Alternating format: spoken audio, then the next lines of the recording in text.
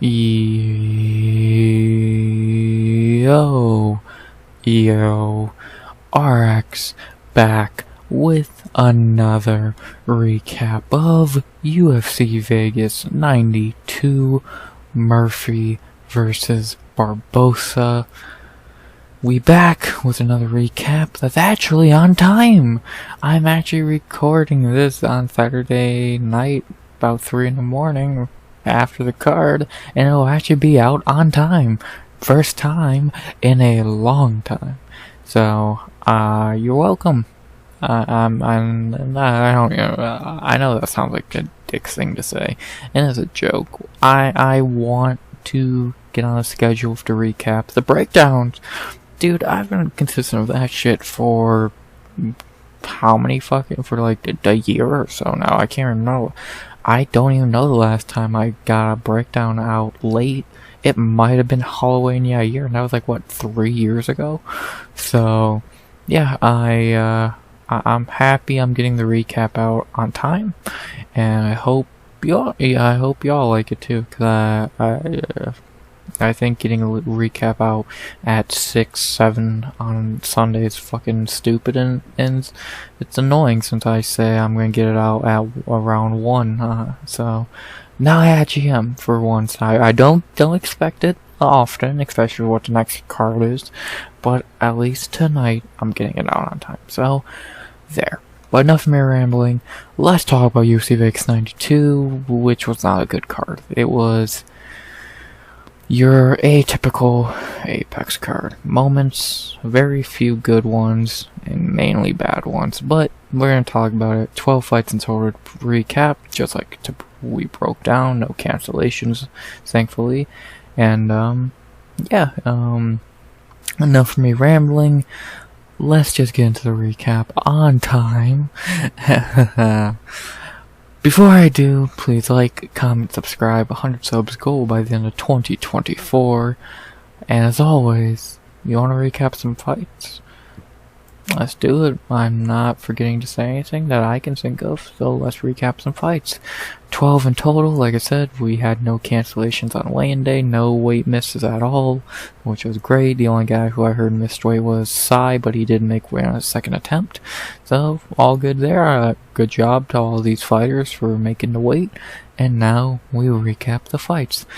As we begin in the women's strawweight division with a fight that was very intriguing and very, I don't want to say controversial, but debated, which I think is definitely the perfect word for this fight. As we had to begin the night, Vanessa Demopoulos versus Emily Ducote. It's not Ducote. That's stupid. Very intriguing fight, and a very, very, very close fight. For 3 rounds, they were pretty much just striking and going back and forth. Round 1, Demopoulos came out very reckless, like she always does, throwing a lot of looping, wild shots. She landed some, but mainly Ducote was able to counter and land some good shots. She did rock Demopoulos a little bit in that round. I think I gave Ducote round 1, if I remember correctly. And then round 2, Demopoulos came out same way, but she did land some better shots. She landed a crazy head kick, cut Ducote on her right eye, did no more damage, had landed better shots, and I think round 2, I think a lot of us agreed Demopoulos probably won round 2, at least I think she did. So then we had it 1-1 going into the third, on my scorecard at least, and it was a really close round. I think Ducote won it. She landed some nice shots, some nice counters, but Demopoulos also landed some nice shots. So it was pretty much a fucking coin flip going into the decision, and the judges did have a split that ended up going to Vanessa Demopoulos. Not a robbery in any means. This is as close of a fight as you can get. This is the closest fight I've watched in a while. Like, this was, you could score it any way, and and fucking, it's not wrong. This is the first time I actually want to see the stats, because I want to see how close they actually were, because I wonder if they were as close on paper as they were watching it. Yeah, 126, 147, no takedowns. Well, this is, but I think significant strikes is such a convoluted fucking stat line. Yeah, 43-30, 37-60, 57-46. It's as close of a fight as you can get. You could have this one of three ways. One of four ways. Either 30-27 Demopoulos, 30-27 Ducote, 29-28 Ducote, or 29-28 Demopoulos. I think the 30-27s are a bit of a reach. I don't think it was a clean sweep for anyone. But if you did score it that way, I'm not like, I don't agree, but it's not the worst in the world. But 29-28 either way, I agree. You can score it 1 and 2 Ducote like I did. You can do 2 and 3 Demopoulos. You can do 1 and 2 Demopoulos. You can do Ducote 2 and 3. You can score this you can score this any way you want. I don't think there's a wrong way to score this fight. It was just that razor fucking thin. On any, you could have 100 judges. You judge this and you're gonna get a different result because it was that fucking close. So, by far not a robbery. And I saw a couple people say that, and I'm just like, how? It was razor close. And I picked Ducote as well. If she would have got this decision, it wouldn't have been a robbery. Demopoulos getting this decision, it's not a robbery. I feel like people have forgotten that these kinds of fights can happen where it's a fight, you can give it either way. I feel like people want these fights to just be clear cut when some aren't, and this was a fight where I don't care how many times you watch it, you can score it any way. I feel like, I think I could watch this tomorrow and score it a different way than I scored it today. So, it was razor thin. Whoever got it, and I'm not upset. I picked Ducote, I'm not upset about getting it wrong, because it was whoever the judges saw won on this night, and apparently it was Vanessa Demopoulos, but if this fight happened next week, it could be fucking Ducote. So, yeah, I think I've made that analogy enough times to say it was razor close. Now to actually talk about the fighters, I'll talk about Vanessa Demopoulos first. Good win. Really good win. Really, I don't want to say impressed me, but kind of shot down what I said about this fight. I said she was going to need to get takedowns to win this fight, and she did not shoot a single takedown. She won on the feet. Her striking, did it look better? I guess, but is it good? No. Her striking is literally just running forward, throwing crazy power shots. I don't think she threw more than maybe 2 or 3 jabs. All she throws are power shots. And that's why she was getting countered so easily at times, because you know what she's throwing. She's gonna throw a crazy hook or a crazy overhand. And she actually has good power in her hands. She did hurt Ducote once or twice, but after against a better striker, she's going to get fucking annihilated, because against a better striker, they're just going to back up and fucking go bonk. Demopoulos, her striking ain't bad. It's just there's no technique behind it. It seems like a good striker. Even Ducote, like I said, at times we're just being able to counter her at will.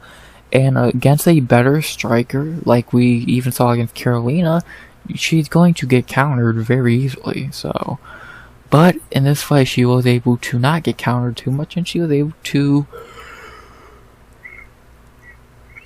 land the bigger shots and win. So, good for Demopoulos.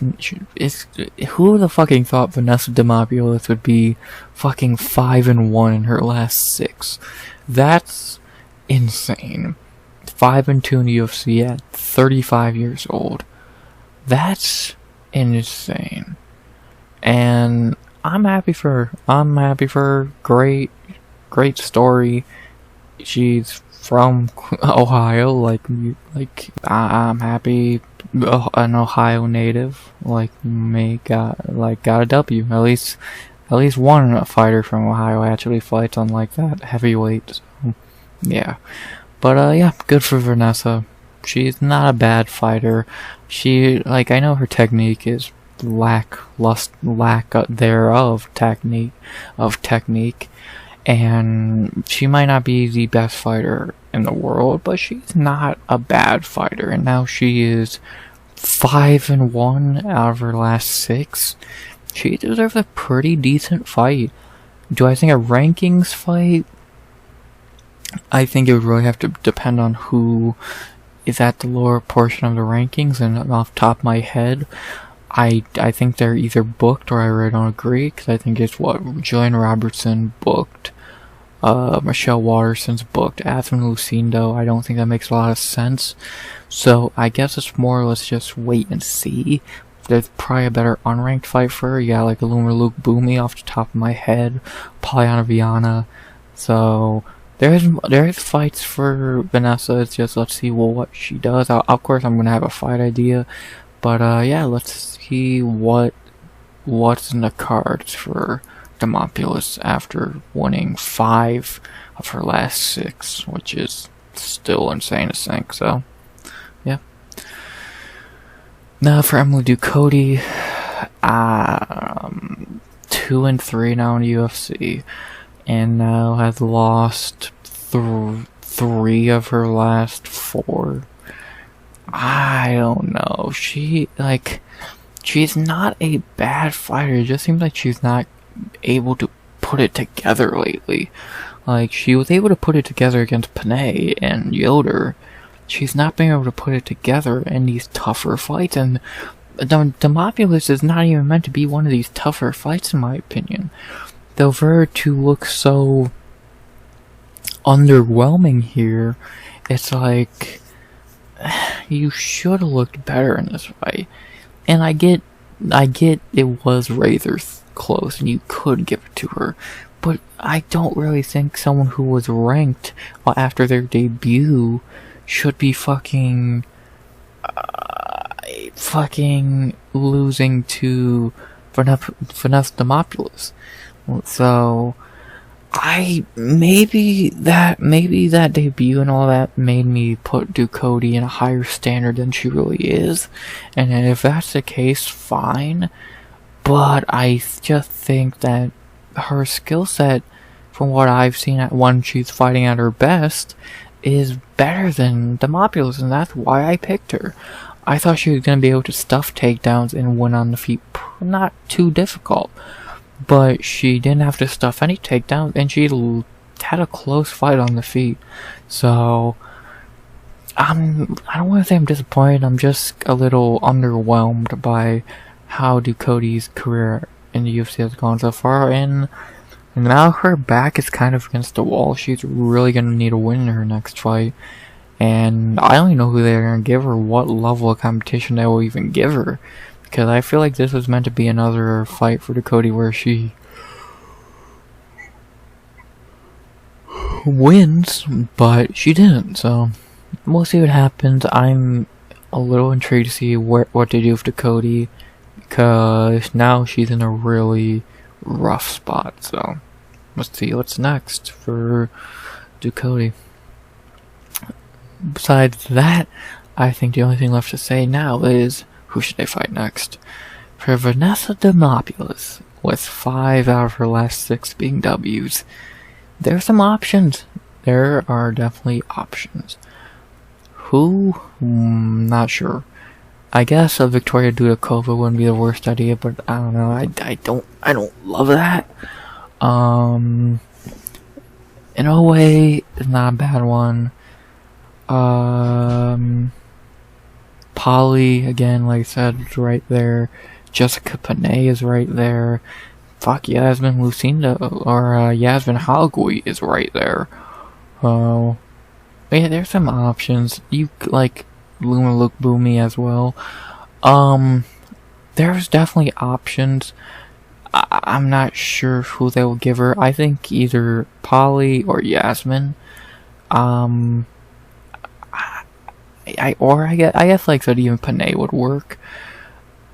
The Yasmin fight I think is the better fight overall. Both coming off wins, if not multiple, both very good. I think that'd be a pretty bad fight for Demopoulos, but who knows? And then for Polly, I think that's an easier fight for Demopoulos. I think she would even win that fight, to be honest with you. So I don't know. I'll see what the vibe is tomorrow when I do fight ideas, but it's definitely either way, Polly or Yasmin. I don't think you can go wrong with either. You could do Yasmin and Vanessa in the Sphere. I doubt Yasmin or Vanessa would say no to that. Or Polly's gonna need a fight and a win sooner than later. But I don't know if they're gonna give Polly that hard of a fight on her 2-fight losing streak. So we'll see. I'm intrigued to see what they do with Vanessa. She deserves a big fight after this. And let's see if they give it to her. Fuck, I'm intrigued. Even, like, again, maybe the worst option, but an option nonetheless, is Luma Luke Boomy. I think Luma should probably fight someone in the rankings. I won't say who, but I might have to say it later. But yeah, I think Vanessa definitely deserves a better fight than who she's been getting, like I said, Polly or Yasmin, in my opinion. For Emily Ducote, you're definitely gonna fight down. Piera Rodrigues is right there. Sam Hughes is right there. Mizuki. Fuck, you could give her to Ducote, to be honest. There's some options.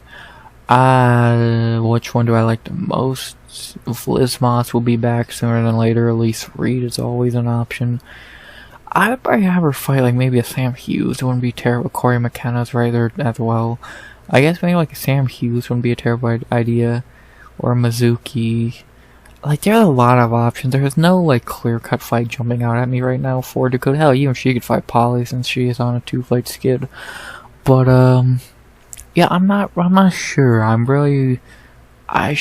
Ducote's in a spot where it's like you have a lot of options. It's just which one does the UFC like the most. So I'm intrigued to see which one they go with. And Ducote needs a win. Let's see if she gets in her next one. So yeah, not very much else to say. I've rambled about this fight far too long. So yeah, let's finish this off by saying, pretty good fight to open the card. Could have won either way. And who should they fight next? For Vanessa Demopoulos, I like either Yasmin Lucindo. Fuck, I keep saying Lucindo. Yasmin Halagui or Polyana Viana. And for Emily Ducote, they have many options. Let's see what they do with her. You can really go many ways. I don't think any of them would be wrong. So, yeah, not very much else to say. Great win for Demopoulos. Hope she keeps chugging along. I like Demopoulos. I think it's hard not to cheer for her to an extent. She seems really cool.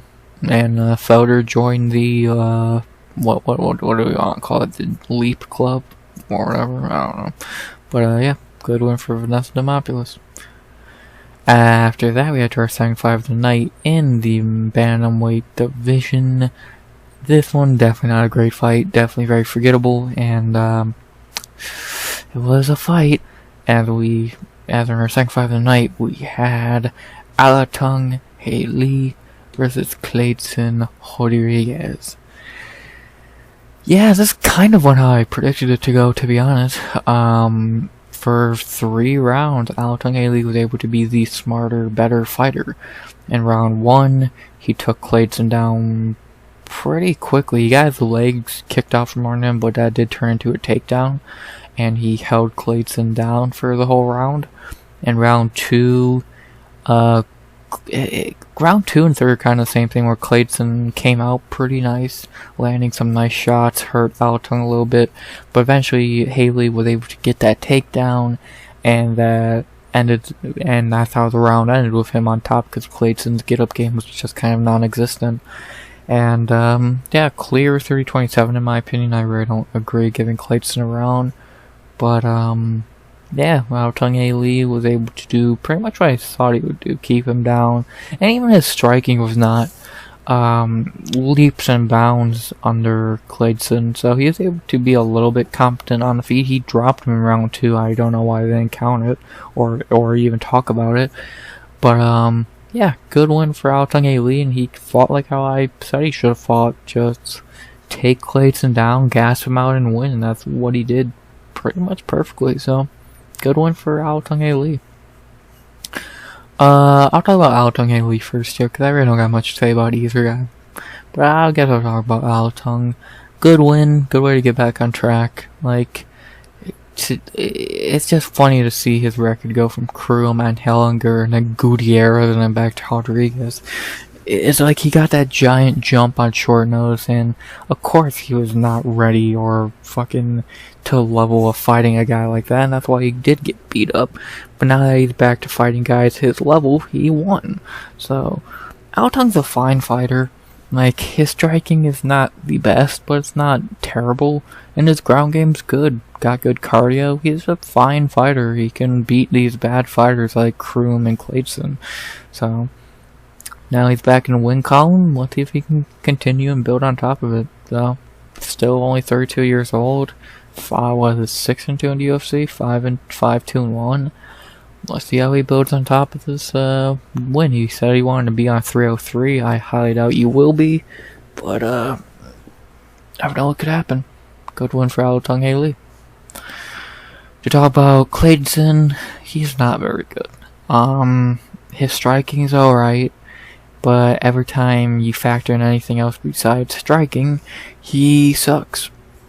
He has shitty cardio. He has shitty ground game. He has no get up game. And I didn't even talk about this. His fight IQ is terrible. He shot a takedown in round 3, and of course that got reversed and he got wrestled and lost the round. So good job, dickhead. Yeah, Klaydson's not good. Like, if he was just striking, if it was just kickboxing, he'd be pretty decent. But he can't do anything outside of kickboxing, and he can't even kickbox for too long because he gets tired. So I get he's young, he's only 28, but he's not a UFC level fighter. He's not the worst of the worst. He's just not good. Like, I think he'd be better off in like a PFL or fucking a 1 or wherever the fuck he wants to go, because he's not UFC level right now, if he ever will be. He's just not shown anything to be a UFC level fighter. You knocked out Shannon Ross, who hasn't. Like, every time he's fought someone decent, he's lost. He lost to CJ, he lost to Farid, he lost to Haley, in much of the same way also, and just getting taken down. So, maybe he'll improve on this. I thought Charles in his corner, but clearly he's not learning much. So, we'll see if he can improve on, like, if he gets better from this. If he gets another UFC fight, if they cut him, I would not be too upset. Or I would not even, I would understand it. But he'll probably get another fight, and if he does, let's see if he's gotten better.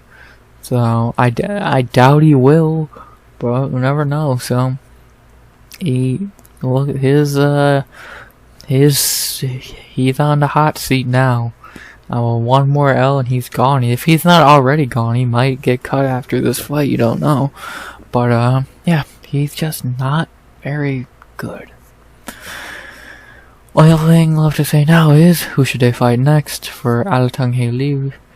There are some options. Like, he's a guy who the UFC definitely does rank very highly, so he can get a pretty decent fight.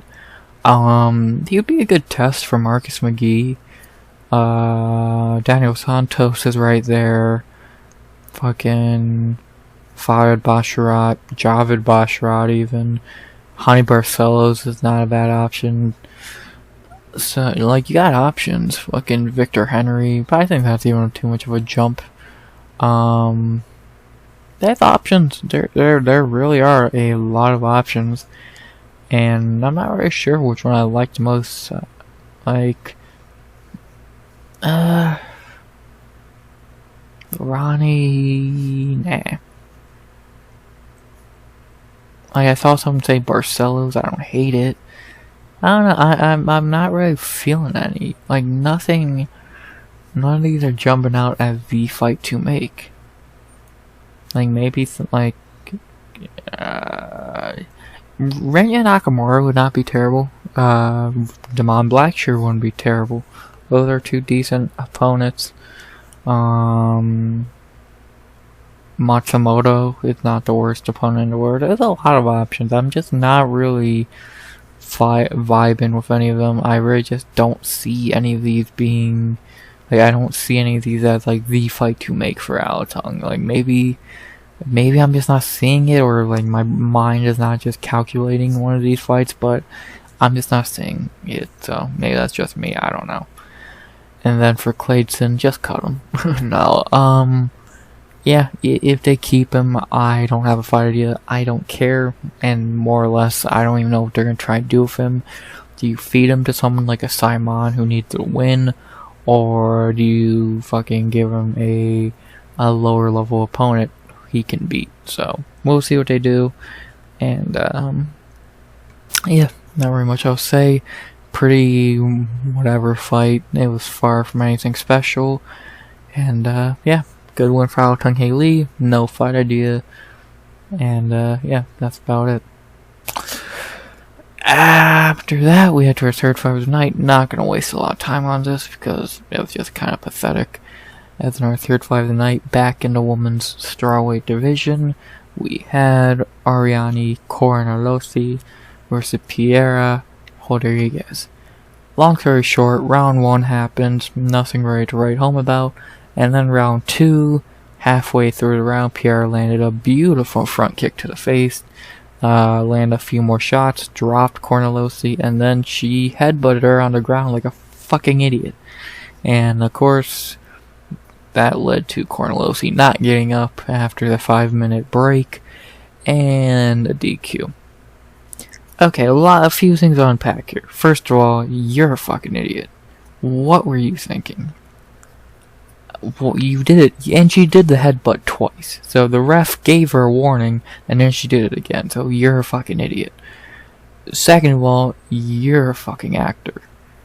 Like, I get 2 or 3 minutes to, like, cause she did just get rocked. All that. I get, you need a few minutes, fine. You're not gonna be down for 5+ minutes after a little headbutt. Calm the fuck down. You're a fucking actor. A pathetic one at that. Aljo, it was better. Actually, that's a lie. He sucks too. But you're a fucking actor. So, and then the DQ. This should have been no contest. Like,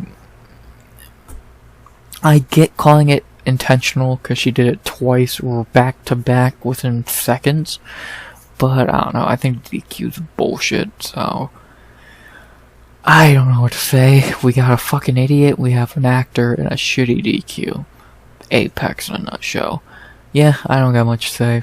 Fucking just stupid all around, and I don't care what happens between these two. If they rematch, I don't care.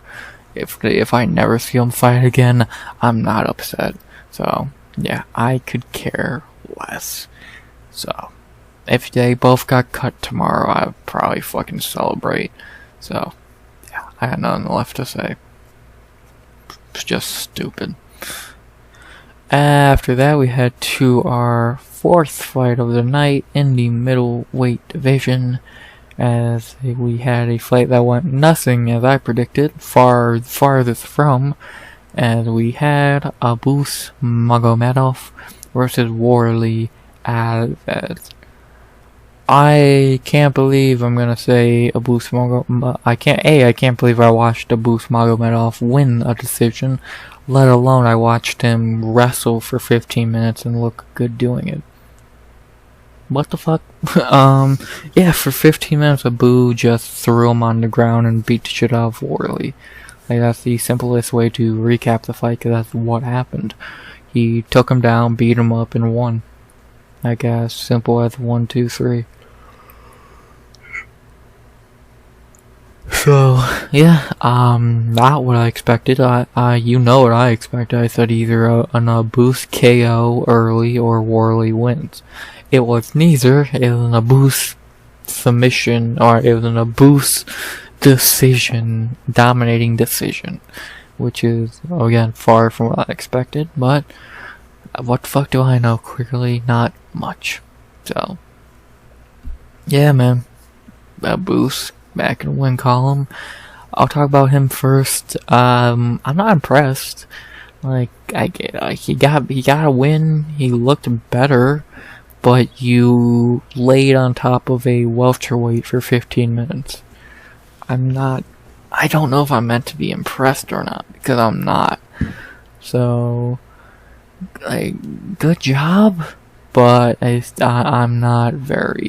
I'm not like, wow, Abuse is back. I'm just like, eh. And yeah, the fight sucked anyway.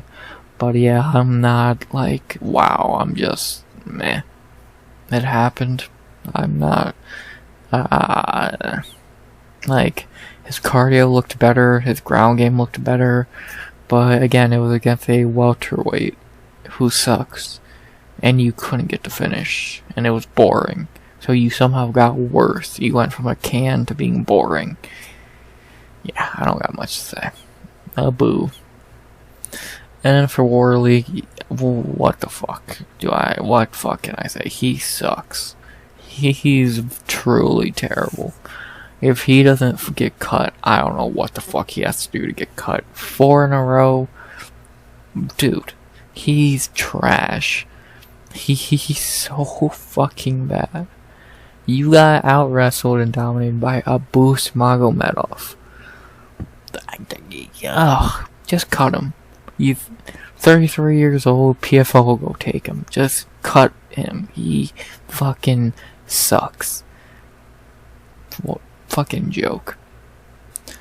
Only thing I have to say now is, who should I fight next for Abuse Magomedov? There's a lot of people he could fight, like, and I mean a lot of options. Who do I think he should fight? They're probably gonna give him another pretty easy fight. It's just who?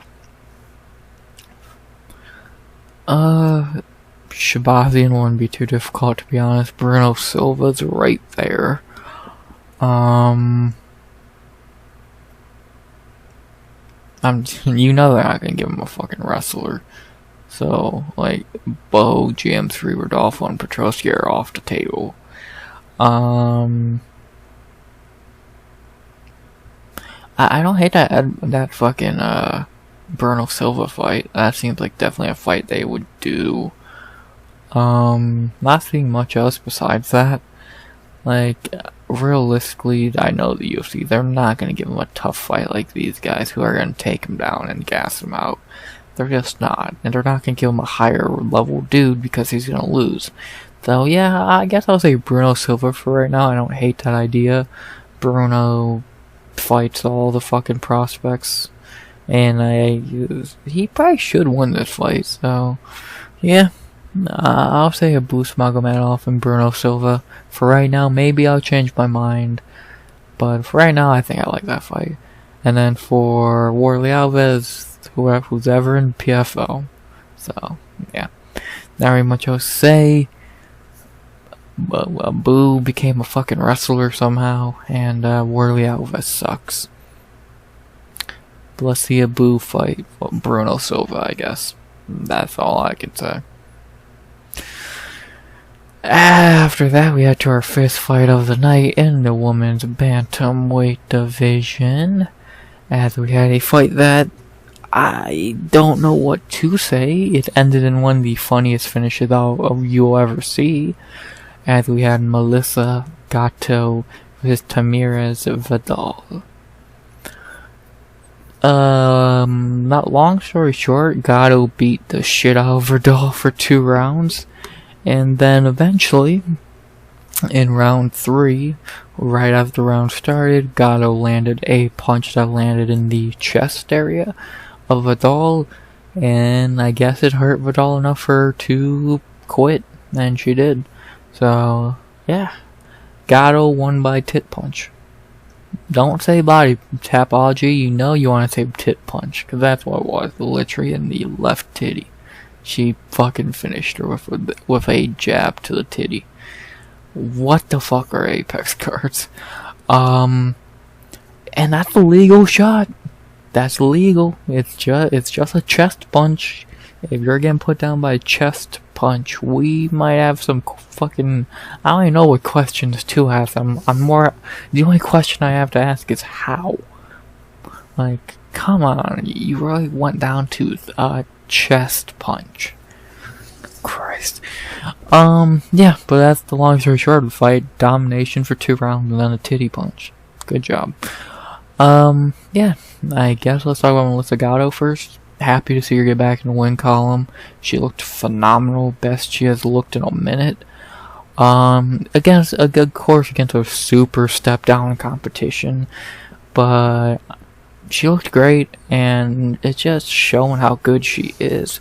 Like, she ran into fucking Cortez and Lipsky in her 3rd and 4th fights in UFC. Those two are in the top 15 now. They were not at the time, I don't believe, but they are now. So, and she didn't look that terrible in those fights. So, but Gatto is back, and let's see what she does next. If she, I think I heard something about, I don't know if she's staying at 135 or not. I don't know if I love that move for her, because I feel like she's a little small for 35. Like she looked good at 35 in this fight because she was fighting someone shorter than her. Vidal is not like a couple inches shorter, but fucking, I don't know if I love that the 135 move.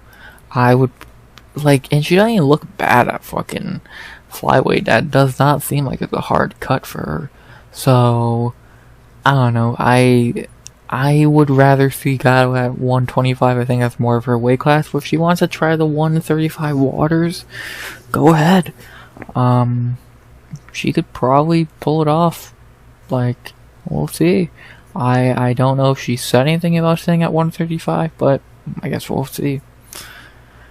And then for Tamires Vidal, she's a terrible fighter. She's truly terrible, and she'll be cut sooner than later, because she'll lose her next fight and get cut. Yeah, she just has very little to no skill. Her striking is shit, her ground game is shit, her power is like her only weapon. She's just a bad fighter, so yeah, we'll be seeing her get cut sooner than later. Like, yeah, she's not good at all.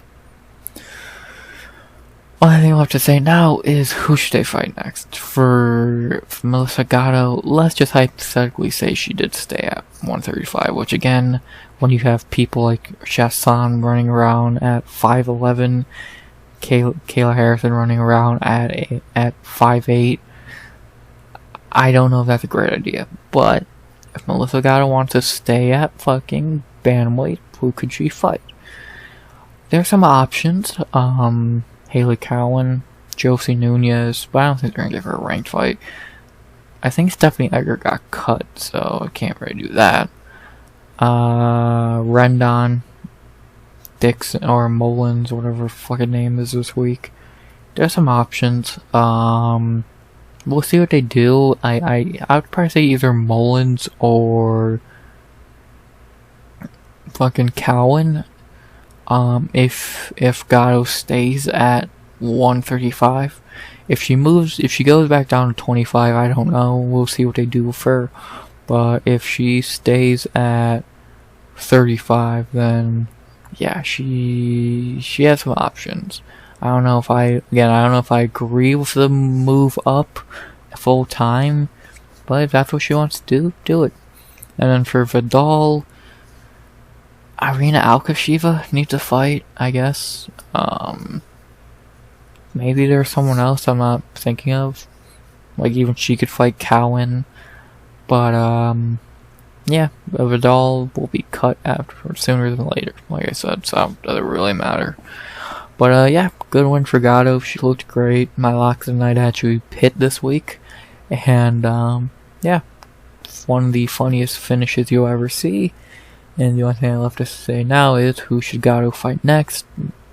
Either Haley Cowan or Melissa Dixon if she stays at 35. If not, then we'll see. So, yeah. Not very much else to say. Good to see Gatto back on track. After that, we had to our co-main of the prelims, a fight that was forgettable, and I was not impressed. As in our featured co-main of the prelims in the light heavyweight division, right? Yeah, light heavyweight. We had Oumar Sai versus Tuco, Tokkos, Tokkos, however you fucking say it, who cares? Not very much to say about this fight. Sai took Tuco down quickly, cuddled him a little bit, and then rear naked choked him. That's about all I can say, because that's all that happened. Yeah, I'm not very impressed. He didn't look bad, but he didn't look great either. He just took a dude down, subbed him real quick, and left. Like, I don't remember him really striking at all. I don't remember anything outside of him just getting the takedown and fucking that's it. So, I'm not heavily impressed. I think it's very, I'm like, what do you want me to say? Woo, you took a guy down. Learn how to actually fight. So, like, I don't care that you took Tuco down and subbed him in 4 minutes. I would rather see you fucking fight. So, yeah, that was, I'm just not impressed. Like, cool, you can get a takedown. We don't care. We want to see a fight. We don't want to see you cuddle this dude. And that's all he did. He cuddled him. So, I'm not impressed. I guess I'll talk about Oumar first. Not much to say. Like I said, I'm not impressed. I get you had like 10 opponent changes this week, so you really didn't have time to train for this guy. But either way, you should have looked better. And you should have done more. So, maybe he's a good prospect. We'll see. But yeah, I'm definitely not impressed at all. To talk about Tuco, you showed up. You lost, and that's that. You'll probably get another fight on a full camp, and we'll see how you do there. So, yeah, not very much else to say. I guess the only thing I have to say now is who should they fight next for Oumar. I don't fucking know. They're like, he's like, they'll probably give him a pretty good fight, because they'll probably get put on that Paris card, so they'll probably give him a very favorable matchup. But who? Like, I'm trying, like, who could they give him? Like, heavyweight's not a deep division, but you can give him Zach Pounga, who I think got cut, to be honest. Or fucking Tanner Bozer. Like, who the fuck are you gonna give him? Fucking, who the I'm trying to just, like, God, like, Bukowskis? Like, I don't know who you're gonna give him, so, we'll see. I guess Tanner Bozer? I think he's thrown to UFC. That should be a fight Sai could win, so I guess they'll do that. That's the worst guy I could find who's actually on the roster still, so I guess Tanner Bozer. And for Tuco, don't care. Next. Yeah, pretty forgettable debut. I'm not impressed. Maybe he'll show something in his next fight, but as of right now, I'm not. Sai really not impressed me in this fight, so yeah. But who should he fight next? I like Oumar Sai versus Tanner Bozer. I guess it makes sense. They'll probably give him a fucking favorable matchup in Paris, and we'll see if he gets to win. So, yeah, not very much else to say. Forgettable debut, and do better. And now for our featured prelim, a fight that was funny, but that's about it. As in our featured prelim, we head up to lightweight for Nolan versus Victor Martinez. Not very much to say about this fight. They did some striking. Martinez dropped Nolan, and then Nolan got up, landed a body shot, dropped Martinez, and that was that. Yeah, this was a can fighting a can, and a can won. Yeah, I'm not impressed with Nolan in the fucking slightest, but how could I be after his debut? Let alone impressed by how he got dropped in this fight by Victor fucking Martinez. You got dropped by Victor Martinez, dude. Jordan Levitt ran through in 2 minutes. What? This Nolan dude sucks. Like, I'll talk about him first. He fucking sucks. Like, so you got KO'd by Nicholas Mota, and you got dropped by Victor Martinez. Dude, I don't even know what to say. How do you keep getting your chin cracked by these fucking tomato cans? Like, you should be 8-0 right now, but you're 7-1, and you've been dropped in both your fights because you somehow get hit by these guys who can't fucking fight. Good job. Yeah, this dude's trash. He will fucking one day give him a real fight, he's going to lose. Fuck, he lost a fake fight.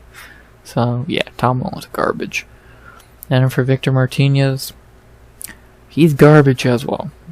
Somehow more garbage. But, he was probably gonna be on the chopping block. The only reason he keeps his job, in my opinion, he fucking dropped a dude. That was funny. Give him another fight. He did good. He made fucking Tom Nolan look stupid. So good job. Keep Martinez for one more fight. He earned it. And yeah, let's see him get knocked out again, because that'll be funny. Not very much else to say. Do I care who they fight next? Fuck no. Both these guys are complete jokes. So, we got Nicholas Mota's son versus Jordan Levitt's son. What a fight. Whatever. At least it ended in a quick KO. Not very much else to say.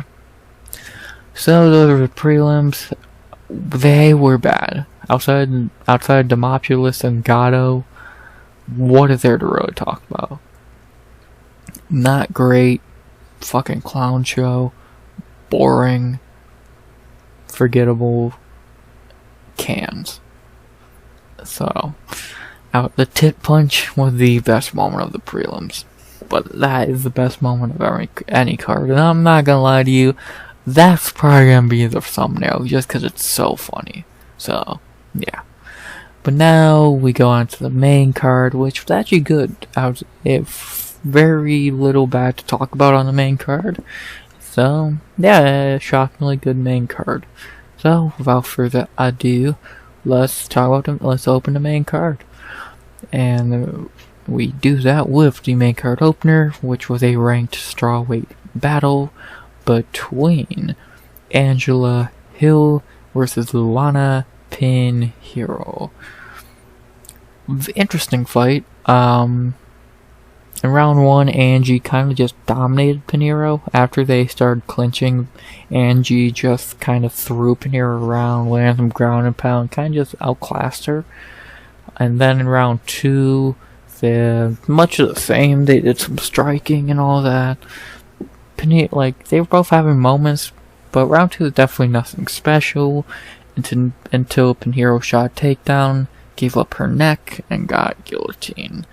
Angela Hill got her first submission win in the UFC by guillotine. Luana Pinheiro, of all people, Jesus Christ. Wow, this is the best Angie has ever looked by a mile. And that says a lot when we've seen her fight 6,000 times. This is the best we've ever seen Angie look. She looked phenomenal. When Angie wins, which has actually been pretty common lately, it's never been like, wow, Angie looked great. It was more like, cool, Angie got a W. But this was like, damn, Angie looked fucking amazing. Like, is she getting somehow better at 39 years old?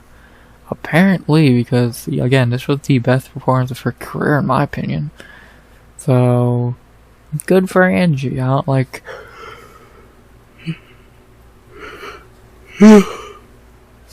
Sorry. I said this in the fucking breakdown, and I'll say it again. I don't know how anyone can not like Angie. She's an OG. She seems nice as fuck. She's always down to fight. It's Angie. Who doesn't like Angie? She never really has a boring fight. She's always like, she's and again at this point, I think you could borderline call her a legend of women's MMA. Like, if that's a reach, fine, but I don't think it's a bad thing to say. So, and again, good win for Angie. She deserves it, man. She looked fucking phenomenal. So, yeah, can't really say much else. She looked better than ever. And after Luana Pinheiro. She is not good. Luana Pinheiro sucks. She got a fucking red carpet into the top 15 because she got 3 easy fights she didn't look good in, and then she's been exposed twice now. He-Boss beat her, shockingly, said nobody. Angie destroyed her, said nobody, shockingly. She's not good. She's not a top 15 level fighter, and we see why the UFC gave her a fucking red carpet into the top 15, because if she would have actually fought real fighters, she would have lost. Can you imagine Pinheiro fighting Yasmin Halgui, Asmin Lucindo before she is ranked? Fucking Demopoulos might beat her, fuck's sake. Pinheiro's not good. And again, we know why she got handed a top 15 ranking so easily. Because of one reason, the Paige Van Zandt effect. UFC will always try and get that. UFC will continue their attempt to get a good-looking female star, and it will always fail. Because they suck. Sorry, it's true. So, yeah, Pinheiro sucks. And now another L. Man, her and Nicolau are the shittiest couple we've seen since Van Zandt and Vanderfort. God damn, man. Pinheiro ain't good. Simple as that. To talk about who they should fight next, before I get into that, I want to mention something Angie said in her post-fight, and it's something really intriguing that I do like. She did give a fight idea that I think's genius, and that is a rematch with someone she fought in the past, and that was Jessica Andrade. But not just that, she said that should be for the BMF. And, to be honest, I agree. Fuck it. Why not? Why not do Angie Andrade 2 for the BMF? Could you think of anyone better to fight Andrade for that? I don't think I could. Fuck it. Let's do it. Angie and Andrade for the BMF? Go, let's do it, man. Angie deserves it. I would love to see that. Is the UFC gonna do that? Fuck no. But would it be cool? Fuck yeah. I would love to see that. I think Angie deserves it. Andrade, we know if they ever did do a female BMF, she's in that fight. Let's see it. I would love to see it. Let's do it. The UFC ain't gonna, but again, we can dream. But now back to fight ideas that might actually happen, because sadly, that cool ass BMF fight won't. Let's see, who can Angela Hill fight next? She's now in the top 10. And there's some options for her. Now, she just beat number 9. Who could she fight? She has a He-Boss fight that fell through, twice? You could do the Amanda He-Boss fight. I love the idea of maybe Marina Rodrigues. I think that'd be really good. I think that's probably the best option for Angie. Like, I think I do like that Rodrigues Angie fight. Makes sense. They're a few rankings apart. Like, the people in between them are people they've already fought. So fuck it, let's do Angie and Marina Rodrigues.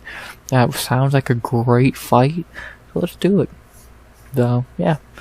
And then for Luana Pinheiro, she's now going to drop to what? Probably around this area. So, who could she fight? She could fight Aspen Lucindo, but I doubt it. There's a couple options. An option I really like and I think should happen. Luma Lukebumi. Luma deserves that rankings fight already, so why not give it to her? Luana on a skid, and I think Luana should fight outside of the rankings, so let's see her fight Aspen Lucindo, Luma Lukebumi, or Aspen Lucindo. I say Luma. She deserves it. She's been on a tear. Her only lost her to Angie and fucking Loopy. Let's see Luma get that top 15 fight she deserves. She's deserved for a while now, so yeah, let's see it. Luma and Pinheiro, or Pinheiro and Lucindo. Either one works perfectly, so let's see it. But yeah, not very much else to say. Good win for Angie, best she has ever looked in her career. And who should she fight next? They should do her and Andrade for the female BMF, but since they won't, let's see Angie versus Marina Rodrigues, and let's see Pinheiro versus Luma Lukebumi. Angie and Rodrigues sounds like a banger. Pinheiro and Luma makes a lot of sense. Let's do them. Not very much else to say. Great win for Angie. Always love to see it. After that, we had to our second fight of the main card in the bantamweight division, as we had a fight that was quick and not that hard to predict between Adrian Yanez versus Vinicius Salvador. Yanez is back and better than ever. Yeah, he ran through Salvador. They did a little bit of striking, both had some moments. And then Yanez landed a beautiful right hook, sent Salvador down, some ground and pound, and it was over. The Adrian Yanez is back. Yeah, I'll talk about Yanez first, obviously. Yeah, this fight was exactly what UFC wanted to be, a get-right fight for Yanez, and he passed it with flying colors. They wanted to see him get back on track, that's why they gave him the layup, and he passed, so good job. I feel like people are like, people just see 2 L's in a row and really don't look into the context of it. Like, Yanez is still a really good fighter. He just ran into fucking Johnson Martinez, for fuck's sake. And Martinez is another prime example of an L can really ruin your fucking credibility, which is bullshit. So, like, I feel like people really jumped the gun on Yanez, like, cause now he's back. He when he's not fighting Johnson Martinez, he looks great. And he is still a great fighter who's going to be a problem at bantamweight for a minute. He's only 30, so he can still fight. So yeah, he just ran to Johnson fucking Martinez. What do you really expect him to do in that fight? Come on, it's Martinez, and his name ain't Jose Aldo. So yeah, I'm happy to see Yanez back. To talk about his opponent, Salvador, do I really gotta say much. 0-3 in the UFC. You know what that means. Chopping block. Yeah, see ya, Salvador. You had your chances, and you blew them. So, yeah, see you in wherever you go. So, yeah, see you around, bro. Not much to say. Time to get cut. Only thing left to say is, who should they fight next? For Adrian Yanez, I think he called out Daniel Santos for some fucking reason. I don't really see the point of that fight.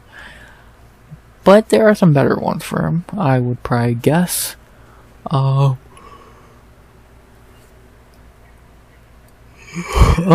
Barcelos is right there. Hell, Cody Garbrandt, anyone? Victor Henry's right there. Chris Gutierrez, I don't think he's ranked anymore. Yeah, I like that Gutierrez fight, but yeah, at the same time, that's not great. Pedro Munoz is right there. Got some options: Munoz, Gutierrez, or Ronnie Barcelos are all really good options. You could really make a good case for any of them. I don't hate the Munoz fight. I think that would not be the worst fight in the world. For Yanez, get a nice win against old man Munoz, or get a win against old man Barcelos. Gutierrez is definitely the toughest fight out of those three, because he's kind of just fighting a watered down Martinez.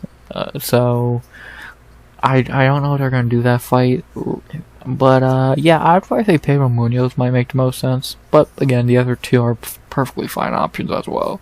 So I guess we just have to do the classic wait and see. So yeah, not really much else to say. I guess Pedro Munoz. So yeah, but yeah, not really much else to say. Good win for Adrian Yanez. Great to see him back on track, doing what he does best. And who should he fight next? I guess let's see him fight Pedro Munoz. It makes a lot of sense. And yeah, let's see him beat up Prelim Pedro. So yeah, not very much else to say. Good one for Yanez. Salvador, see you on the other side. Yanez is back. After that, we head to our third fight of the main card. The second worst fight on the card. Because, God, this was awful. As in our third fight of the main card, we head to welterweight for a fight that was so boring. Between Themba Gorimbo versus Ramiz Brahimaj. Yeah, this fight sucked. All day, like, no joke. I know I've made this joke many times, but for once, it's not a joke. For 15 minutes, all these two dudes did was hug. I'm not fucking with you. I can't remember looking up at this fight and seeing them striking. Every time it was either Themba on top or they're hugging against a cage. It was one of the shittiest fights I've ever fucking seen. They did not fight. They cuddled and hugged for 15 minutes. Fucking trash. So yeah, Themba clearly won. He got the takedown and controlled, but fuck, man, at what cost? Not gonna waste much on this fight. Themba, good win. 3 in a row now, but fuck, man, that was one of the shittiest fights I've ever seen. Do better next time. We come on, do better. And for Ramiz, after 2-year break, he looked rusty, and it showed. Maybe he'll look better in the next fight after he knocks off the rust. We'll see. Yeah, I guess we'll see. Can't really say much else besides that, I guess. Not caring what happens to Ramiz Brahimaj next definitely plays a big factor to that, so yeah. Not very much else to say. Besides, who should they fight next? For Themba, give him a fucking big fight. Like, I think he should have got a big fight after his last fight, but give him a big fight now. Give him one of the more known unranked guys, and let's see how he does. Who should that be, in fact? Tim Means is right there. Ponzinibbio is right there. Jeremiah Wells is right there. Fucking Gunner, Max Griffin, Chiesa. I don't mind him and Ponzinibbio. To be honest, I don't hate that. Like, I don't fucking hate that idea. Besides that, I'm not seeing much else I like. Fuck it. Themba Gorimbo versus Santiago Ponzinibbio? Do we have anyone who rejects that idea? Like, I'm down to see that. Fuck, I'm more than down to see that. Let's see it. maybe this is another one where I'll change my mind later. But right now, I love that idea. Let's do it, man. I'm super down to see it. Let's do it. Not very much else to say. And then for Ramiz, don't care. To be honest, we'll see who he fights next. And hopefully he'll not be so rusty. So, yeah. But, yeah, not very much else to say. Good win for Themba in one of the worst fights of the year. And who should he fight next? I like Themba versus Santiago Ponzinibbio. I highly doubt that happens, but I'd be down to see it, so let's do it. Not very much else to say. Good win for Themba. Yeah, in a bad fight. After that, we had our co-main event of the evening. Well, what I thought would not happen, happened. And I look stupid now, but fuck it. I still went with the pick I thought, and then I was wrong. And then our co-main event of the evening, staying in the welterweight division, we had Khaos Williams versus Carlston Harris. Well, I don't got much to recap here. They fought a little bit, not much happened until Khaos landed the bomb that put Harris out cold. A beautiful right hook, and it's over. Yeah, like I said, if Khaos was gonna win this fight, he was gonna land the classic Khaos bomb and get a knockout. And he did. Yeah, this is good to see Khaos back doing what he does best. It's been a while since we saw this Khaos. Like, we've not seen Khaos look like this since the Baeza fight, and that was in 2021. So, to see him bounce back, finally look like this in a fight, I like it. And hopefully, a quick win like this means we're gonna see him fight again before fucking May next year. So, yeah, this is the Khaos we know and love, and let's see if he can keep winning like this, because the more Khaos improves as a fighter, we know he always had that bomb in his hand. Let's see if he can keep improving and fighting more often, because what a fucking performance here to knock out a tough dude like Carlston Harris. Very impressive, man. Very impressive. In 90 seconds, no less. Jesus. Fuck. So, yeah. And then to talk about his opponent, Carlston Harris. Like I said, if he was gonna lose this fight, he was gonna get knocked out, and well, he got knocked out. Yeah, he was not gonna take a punch from Khaos. I think that was pretty obvious, and he didn't. So, yeah, what do you expect from a 36-year-old getting punched by fucking Khaos Williams? So, yeah. But I still think Carlston's a good fighter, but I think this win streak was probably his last chance to make a run at the top 15. I think his career now is probably gonna fall into winning some, losing some, etc. So, which is not a bad thing, could be much worse, but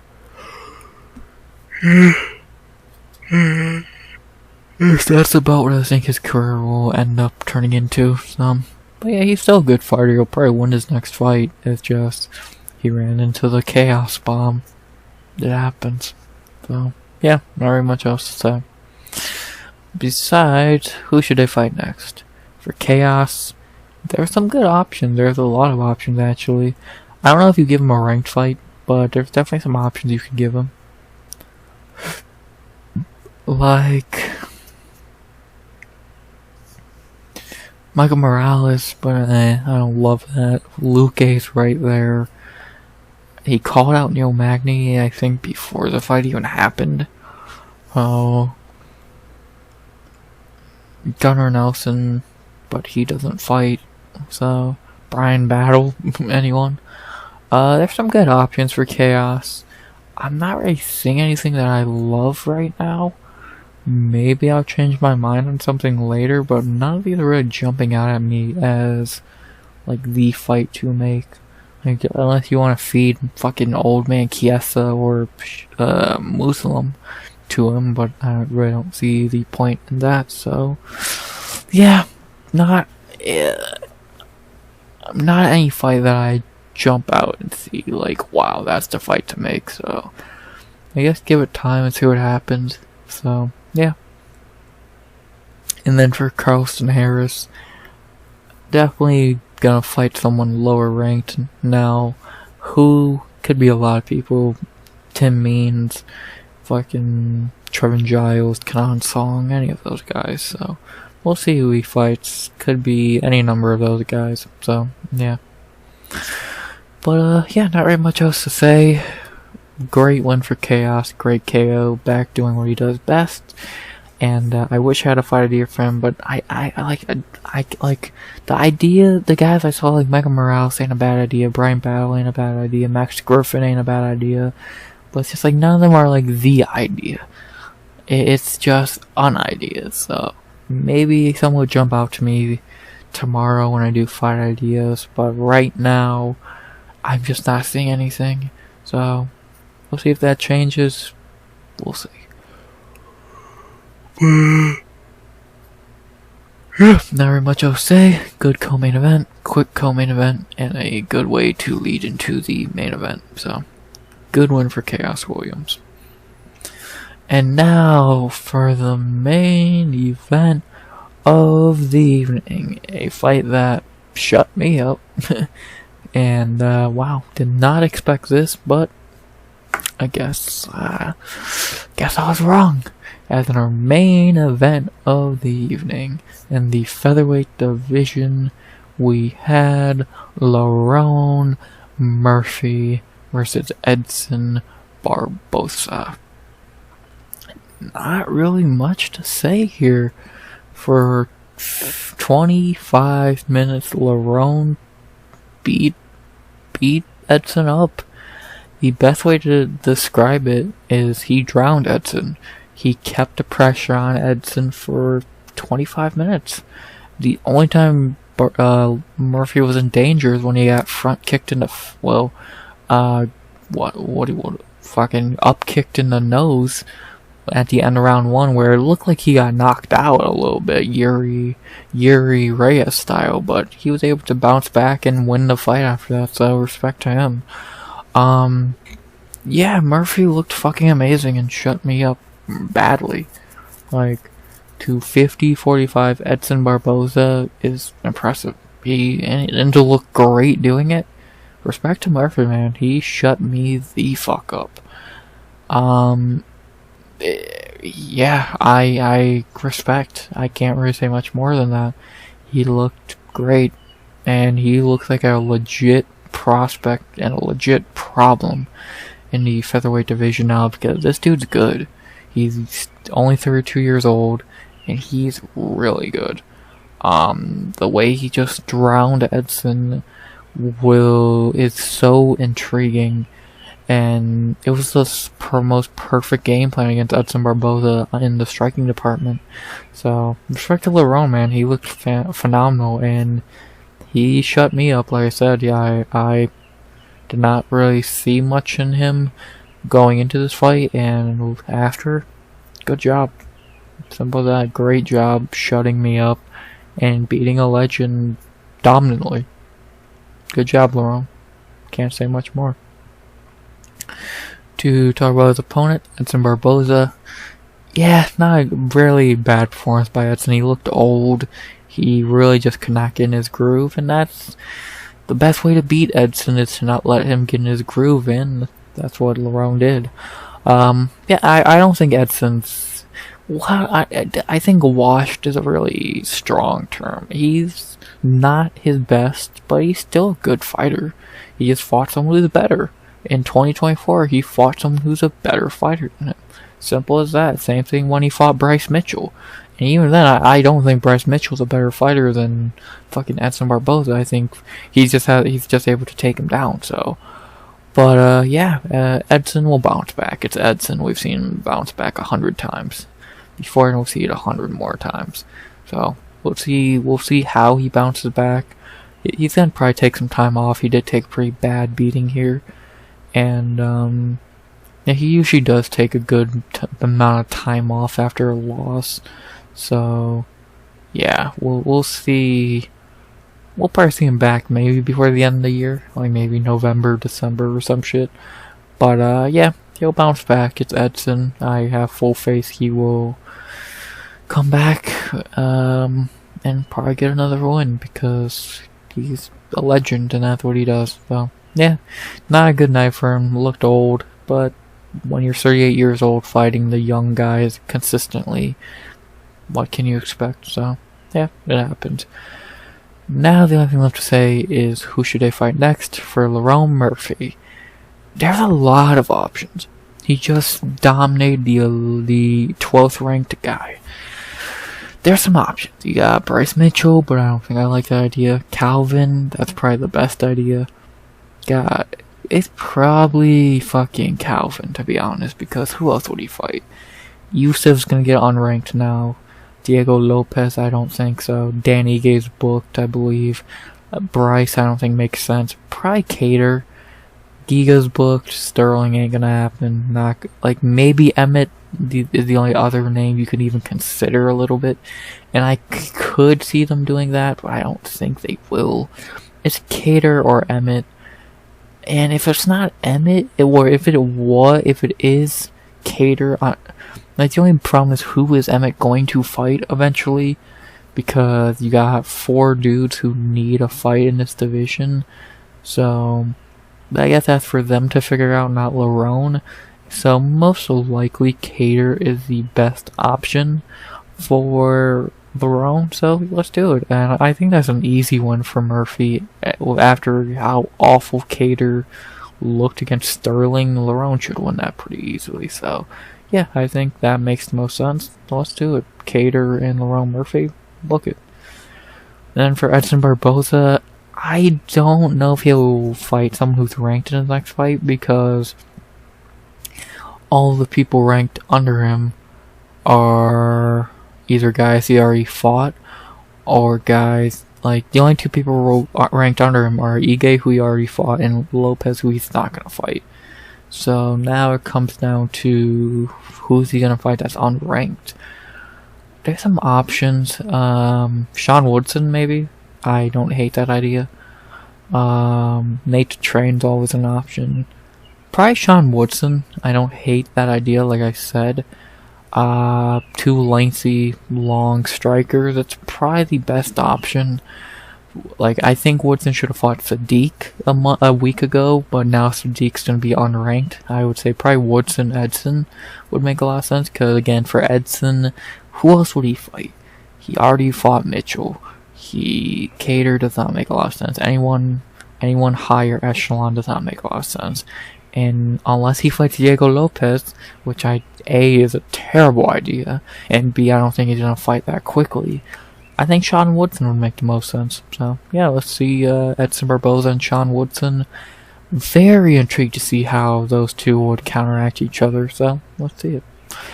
Not very much else to say. Great performance by Lerone Murphy, shutting me up and proving he is legit. And who should they fight next? Lerone Murphy versus Calvin Cater. And I like Edson Barboza versus Sean Woodson. Murphy and Cater, good way to continue building Murphy up, getting another quick, easy win. And Edson Woodson makes a lot of sense. Will be a really good fight. Let's see it. Not very much else to say. Good performance by Lerone Murphy, proving he is legit. Boom. So that was the card. To go over how I did on picks, I went 7 of 12, 3 perfect, 480. Really should be 6. So what would be 6 right? What would be 1, 2, 4 wrong and 1 no contest, which would be this. But whatever. 7 right is not too bad. The ones I got wrong, these were just bad reads. Murphy proved me wrong. He got clipped by the shot. Abus was the better fighter, and close fight, so can't really get mad at it. The bonuses were 5 of the night, Barboza and Murphy. Performance of the night to Khaos and Hill. Yeah, really can't disagree. Like, what else would you give it to? Maybe Yanez would get a performance bonus. But besides that, what? You're nothing on the prelims. Unless I would give Gatto a bonus just because that was hilarious. But yeah, besides that, I 100% agree with the bonuses. Could not agree anymore. And yeah, last thing to say is, if you missed the card, what should you rewatch? I would say Demopoulos, because that was a really good fight. Gatto, just for the memes. And then the whole main card outside of Gorimbo. because that was terrible. But yeah, so pretty much you're watching the main card outside the middle fight, and Demopoulos, which was a really good fight. You can completely skip this garbage, this boring fight, this. You can watch that if you want. I wouldn't. And then this. So yeah. But yeah, it was an average Apex card. Had a couple good moments, but mainly bad. And yeah, can't really say much else. Nothing we've not seen before. So yeah. But not really much else to say. Now